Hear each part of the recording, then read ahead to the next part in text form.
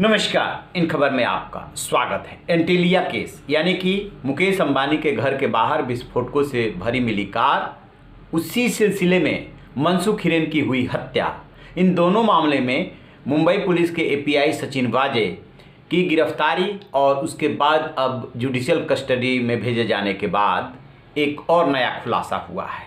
नया खुलासा ये है कि इतना ही नहीं है, उसने बार का जो टीआरपी घोटाला था उस मामले में भी बार्क के अधिकारियों से 30 लाख रुपए वसूले थे।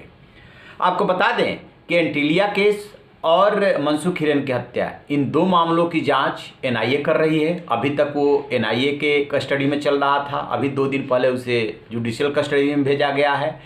और मुंबई पुलिस के कमिश्नर रहे परमवीर सिंह ने जो तत्कालीन गृह मंत्री अनिल देशमुख के खिलाफ भ्रष्टाचार के आरोप लगाए, उसकी जांच बॉम्बे हाई कोर्ट के आदेश पे सीबीआई कर रही है। यानी कि 2 जांच एजेंसियां, केंद्रीय जांच एजेंसियां पहले से जांच कर रही थी, अब तीसरी केंद्रीय जांच एजेंसी ईडी के भी राडार पे ये आ गया है सचिन वाजे। क्या है टीआरपी घोटाला? आपको याद है पिछले साल अक्टूबर में अचानक मुंबई पुलिस ने ये रहस्योद्घाटन किया था कि कुछ चैनल्स जो है वो बार्क को और हंसा को मैनेज करके अपनी टीआरपी ज़्यादा दिखा रहे थे। उस सिलसिले में कई बड़े चैनलों का नाम भी आया था, कुछ अरेस्टिंग भी हुई थी। अब बात ये आ रही है कि उस मामले में ईडी ने जब अपनी जांच शुरू की तो पता ये चल रहा है कि बार्क के अधिकारियों को, यानी कि बार्क वो संस्था है जो टीआरपी तय करती है किस आधार पे, जिस आधार पे चैनल्स देखे जाते हैं। तो चूंकि उस बार्क के अधिकारी भी उस मामले में घिरे हुए थे, तो उनको जांच में प्रताड़ित न करने के लिए 30 लाख रुपए वसूले गए। अब सचिन वाजे करता क्या था? सचिन वाजे अधिकारियों को बुलाता था पूछताछ करने के लिए, दिन दिन भर बिठाए रखता था, फिर मैसेज कराता था उनको कि सचिन वाजे मारता है, बहुत मारता है। तो स्वाभाविक सी बात है कि अधिकारी डर गए। फिर पेमेंट कैसे किया गया?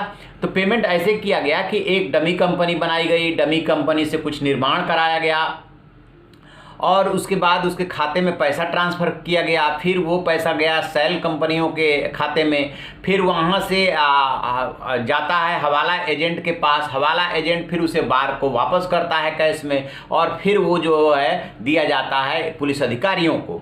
तो इस तरीके से पैसे को घुमा करके दिया गया है। तो ईडी क्या करता है कि ऐसे जब भी पेमेंट होते हैं तो उसके जो है वो उस ओरिजिन पॉइंट तक जाता है कि कहाँ से ये कैसे ओरिजिनेट हो रहा है और कैसे कई खातों से होते हुए फिर उसकी कैश की निकासी होकर के और कहां पहुंच रहा है। एक बात और आपको बता दें कि ईडी को ये अधिकार है कि वो संपत्ति को अटैच भी करता है। यानी जब ये साबित हो जाता है कि आपने गैर कानूनी तरीके से ये पैसा या ये संपत्ति हासिल की है तो फिर उसको वो अटैच भी कर लेता है। तो सचिन वाजे के खिलाफ अब एक तरह से कह सकते हैं कि तितरफा 3 एजेंसियों ने उसको घेर लिया है।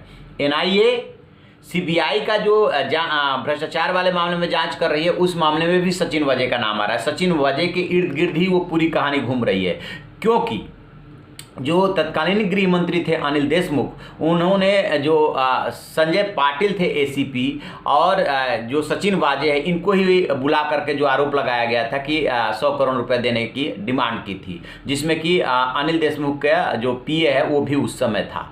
तो वहाँ पे भी सचिन वाजे सवालों के घेरे में है, एनआईए की जांच में भी सवालों के घेरे में है, और जो ईडी जांच कर रही है टीआरपी स्कैम की उसमें भी ये सवालों के घेरे में आ गया। तो अब ईडी उस पर शिकंजा कसने वाली है और सचिन वाजे जो है चारों तरफ से घिरता नजर आ रहा है। इसीलिए आपको याद होगा कि जैसे ही एनआईए को ये जाँच दी गई थी वैसे ही उसने सोशल मीडिया पर अपने अकाउंट पर पोस्ट किया था कि अब अलविदा कहने का समय आ गया है या विदा लेने का समय आ गया है, इस तरीके के उसने पोस्ट किया था। तो जो उसने पाप किए हैं, जो उसने गलतियां की है, उसे बहुत अच्छी तरीके से पता है कि वो कहां कहां फंस सकता है। अभी तक वो फंस नहीं रहा था, इसलिए बादशाह बना हुआ था, जिसको जो मर्जी आया धमकाता था, पैसा वसूलता था, कमिश्नर का संरक्षण प्राप्त था, इसलिए कोई उसका बिगाड़ नहीं पा रहा था। लेकिन अब वो बुरी तरीके से फंस गया है। तो देखते हैं कि जब वो जुडिशियल कस्टडी में भेजा गया है तो सीबीआई कब उसे रिमांड पे लेती है और फिर जो है ईडी कब मांगती है। इस पूरे खबर पे हम नजर बनाए हुए हैं। आप रहिए ना बेखबर, देखते रहिए इन खबर। Thank you.